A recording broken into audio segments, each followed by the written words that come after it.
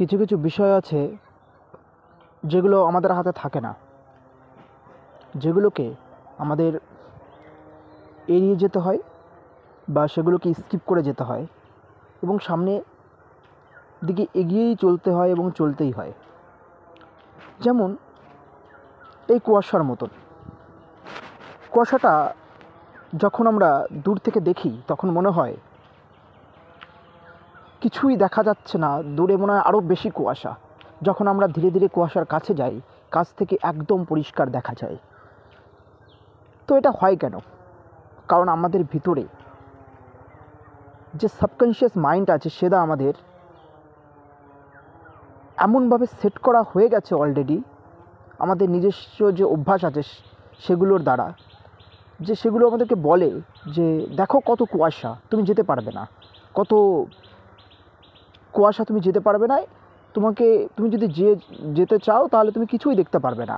Ultimately আমরা যখন সাহস নিয়ে সামনের দিকে এগিয়ে যাই তো আমরা দেখতে পারি যে কোনো কিছুই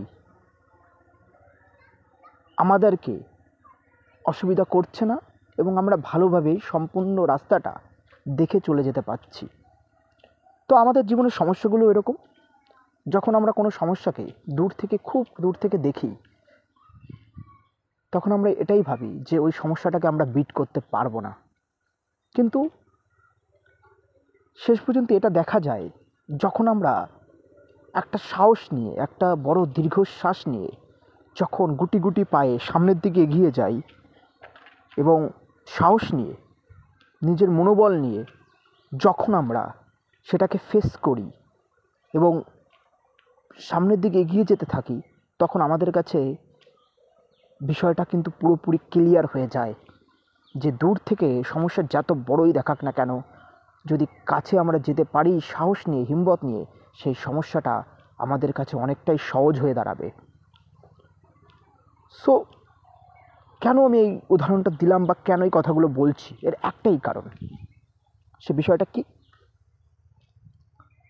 আমরা প্রতিনিয়ত আমাদের যে সাবকনশিয়াস মাইন্ড আছে সেটাকে এমনভাবে ট্রেন্ড করছি বা আমরা এমনভাবে তৈরি করছি এবং বা তৈরি করে চলে এসেছি আমাদের পিছনে যে দিনগুলো সেগুলোর মাধ্যমে, যে আমরা মস্তিষ্ককে এটাই বুঝিয়েছি যে তুমি পারবে না, তোমার দ্বারা হবে না, তুমি কোনো সমস্যা দেখলে তুমি হেরে যাবো, বসে থাকো, এরকম আমরা নিজেকে বুঝিয়েছি। কিন্তু এটা ঠিক নয়। আমরা প্রতিনিয়ত যে ওভার থিঙ্কিংটা করি যে আমার সাথে কি হবে, এত বড় একটা সমস্যা হতে পারে আমার সাথে, ভাই কিচ্ছু হবে না, তুমি এখন যেটা ভাবছো না সেটা সম্পূর্ণ একটা ভুল তোমার ধারণা, ভ্রান্ত ধারণা। এটার থেকে বেরিয়ে এসো এবং নিজেকে নতুন করে খোঁজো এবং নিজের প্রতি ফোকাস দাও এবং নিজে একটা ভালো অভ্যাস তৈরি করো।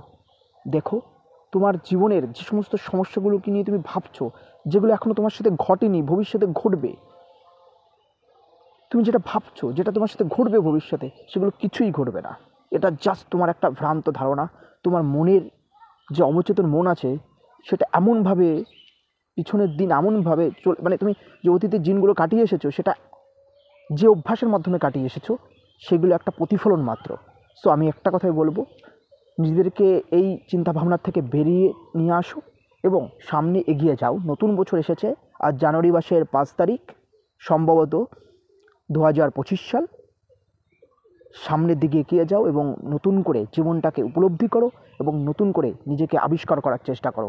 Please fight, please fight for yourself, doing for yourself, just focus on yourself. No one can stop you until you stop yourself. Don't lose hope, bro. You can do it. Thank you for watching this video.